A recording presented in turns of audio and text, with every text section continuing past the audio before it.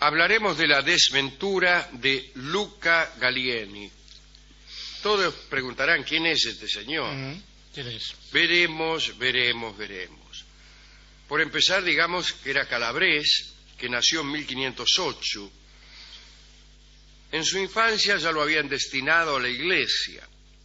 Luca Gallieni era un novicio en extremo piadoso. Su familia era rica, lo habían dejado en un monasterio maltés, acompañado de una dote muy importante.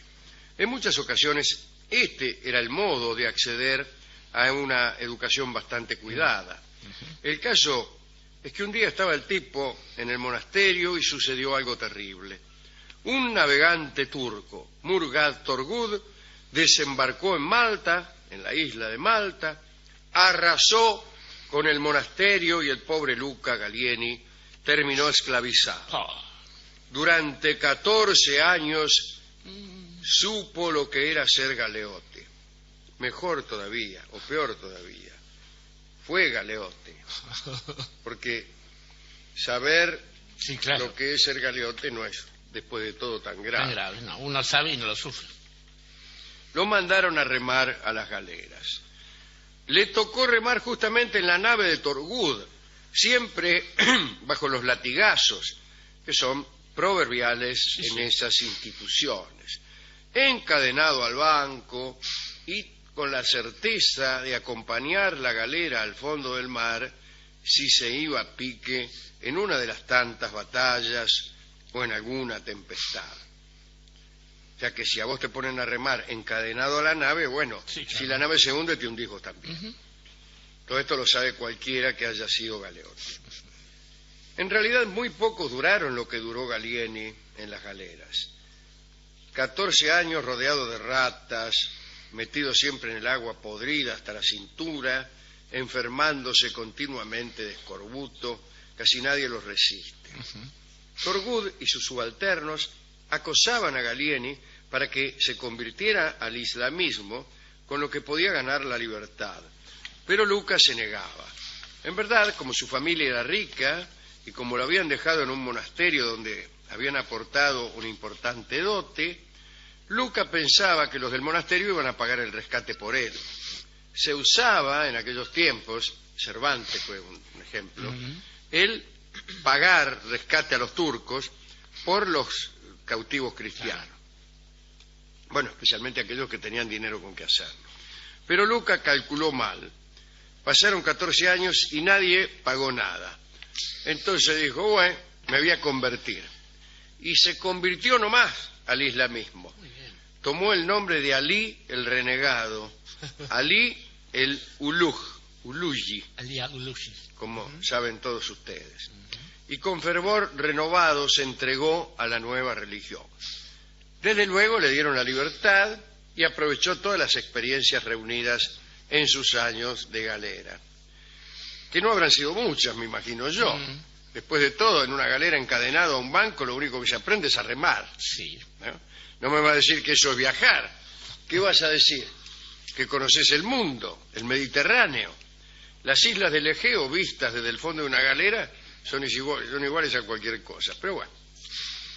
El caso es que en ocasión del ataque de Carlos V a Túnez, Alí, le llamaremos así ahora que renegó, Alí impresionó a todos con su valor y con el tiempo se convirtió en un general islámico muy temido y famoso al servicio del sultán otomano. Dice el cronista que Alí preparó un desembarco nada menos que en España y ya estaba preparando semejante aventura cuando el sultán Selim el Borracho, así se llamaba el tipo, lo llamó a Estambul. Parece que el sultán Selim empezaba a temer que aquel muchacho Alí, el renegado, pudiera hacerse demasiado poderoso, entonces lo llamó. Selim ordenó que Alí tuviera expediciones menos importantes e insistió en que cada una de ellas fuese dirigida por un turco. Hizo asumir las tareas bélicas más osadas a dos sanguinarios llamados Lala Mustafa y Ali Baha, que era el cuñado del sultán. es proverbial que al cuñado del sultán se le encargue alguna misión. Pero también es proverbial que el cuñado la cumpla mal. Los cuñados, que nombramos en puestos públicos, generalmente nos hacen quedar muy mal. Y efectivamente las actuaciones de estos hombres hicieron que el Papa, el rey de España, los venecianos y varios príncipes de menor importancia se unieran en contra de Selim el Borracho en una santa alianza que comandó don Juan de Austria, el hijo de Carlos V, el hijo bastardo de Carlos V, medio hermano, como saben ustedes, de Felipe II. Cuentan que esa unidad llegó después de una terrible matanza que se mandaron estos dos parientes en Nicosia, y también luego de que Mustafá tomara Famagusta en Chipre. Era una plaza veneciana, Famagusta en Chipre, y se rindieron bajo la condición de la libre salida de todos sus ocupantes. Pero Mustafá no respetó nada e hizo degollar tanto a los soldados como a la población civil. Esta muestra de simpatía provocó la creación de la Santa Alianza, a la que hacíamos referencia 2 párrafos atrás, y el comandante veneciano Marco Antonio Bragadino, digo como detalle, fue desollado en la Plaza Mayor de Famagusta. Y parece que Mustafá, como gesto de amistad con su cuñado, mandó a rellenar la piel de Bragadino con paja y se la envió al sultán como obsequio. Dijo los hombres rellenos de paja. Bueno, la respuesta fue famosa porque aquella alianza vino a producir algo que sucedió en el Golfo de Patras frente a Lepanto. Allí luchó también Alí, el renegado. Se le encargó la comandancia del ala izquierda de los turcos, en verdad la única que pudo sobrevivir. El cuñado de Selim, el borracho es Selim, ¿no? Selim. Pero el cuñado es Ali Bajá, fue decapitado. Cuentan que no lo ayudó un talismán que llevaba en su nave. Parece que le habían vendido un diente como si fuera del profeta. Lo había encerrado en un relicario y lo había puesto en la proa de su embarcación, pero seguramente lo habían engañado porque en verdad le cortaron la cabeza, ¿no? Lo que no parece un buen resultado para un talismán legítimo. Alí el renegado tuvo que luchar contra Juan Andrea Doria, un sobrino de Andrea Doria, que había heredado el renombre de su tío, pero que no le llegaba ni a los talones en realidad. Un detalle notable acerca del papel de nuestro amigo Alí el renegado. Entre las naves de Juan Andrea Doria había una llamada la Marquesa. Alí el renegado la abordó y entre los pocos sobrevivientes cristianos de esa galera, con 2 disparos en el pecho y una mano mutilada, quedó tendido don Miguel de Cervantes Saavedra. Después de la destrucción de la Marquesa, Alí el renegado escapó. Lepanto fue un desastre para los turcos. Habían muerto 30.000, 8.000 habían caído prisioneros, 96 galeras hundidas, bueno, en fin. Las probabilidades de que cuando llegara a Estambul Selim diera orden de decapitar a Alí el renegado y a cualquiera eran muy grandes. Así que otro cualquiera en su sitio hubiera rajado para otra parte. Pero Alí el renegado, nuestro Alí, era valiente y dijo, más sí, yo vuelvo. Y volvió y se presentó ante el sultán Selim el Borracho. La primera medida de Selim fue horrible. Ordenó una matanza general de todos los españoles, malteses y venecianos que viviesen en su imperio. Bueno, por suerte no había casi ninguno. Alí el renegado creyó que le tocaría ser uno de los muertos, ya que después de todo él era maltés. Pero para su sorpresa, Selim lo reivindicó como capitán de su flota y agregó un regalo precioso a esa vindicación.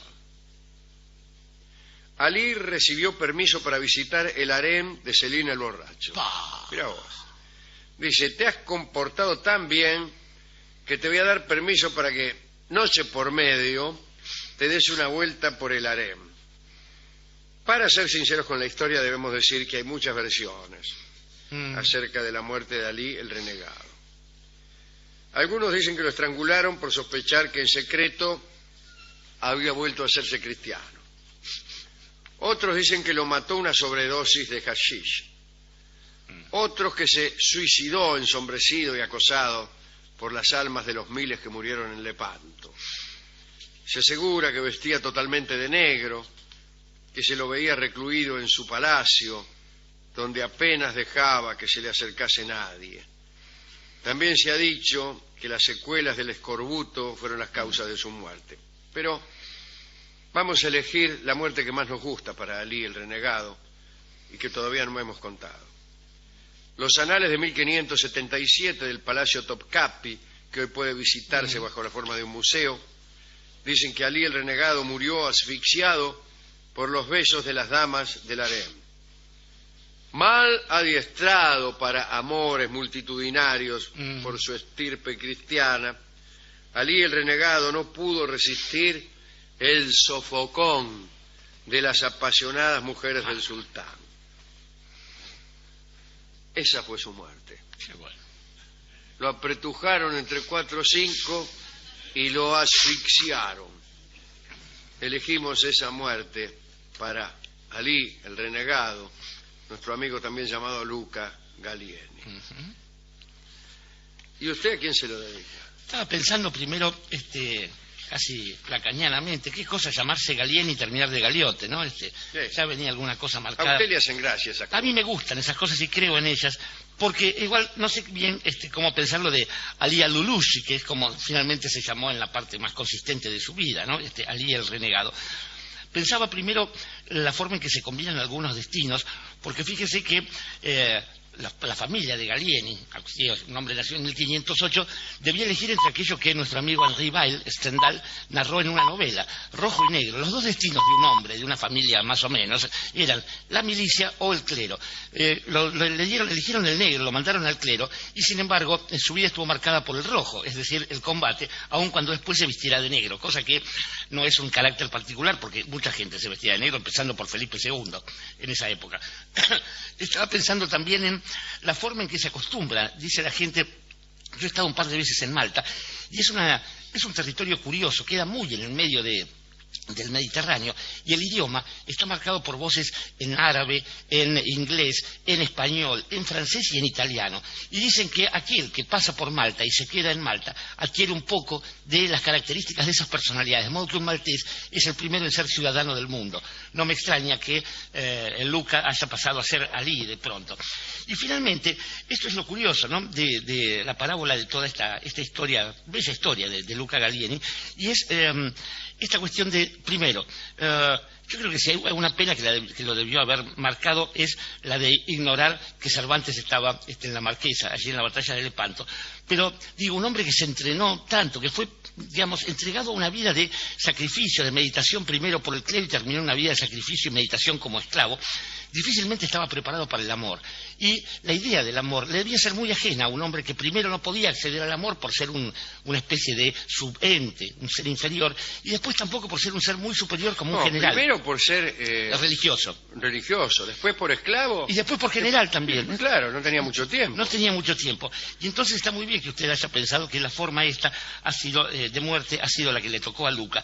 Porque además, imaginemos esto, el éxtasis religioso del cristianismo en esa época suponía que por el lado del dolor podía haber un goce y que finalmente uno podía llegar así al reino de Dios. Y por el lado del Islam, creo que fue muy astuta la sentencia o el regalo de Selim, porque ¿qué le permitió? Le permitió aquello que se le promete al musulmán después de la muerte en combate, es decir, llegar a un lugar, a un paraíso donde están las huríes, una gota de cuya saliva puede endulzar las aguas del mar. Entonces, este hombre, mezcla de cristiano y de musulmán, cuando llegó a ese serrallo, a ese harén, nunca supo en qué momento estaba viéndole la cara a Dios, como se suele decir en el barrio, y lo que puede haber alcanzado a pensar cuando ya el aire lo abandonaba y cuando no sabía que estaba accediendo a los goces del amor es: muero por tu gloria, pero también mirando a la chica que tenía encima y muy cerquita de él, por tus ojos negros. Y por tus ojos negros es la rumba que va a cantar ahora Hugo del Carril.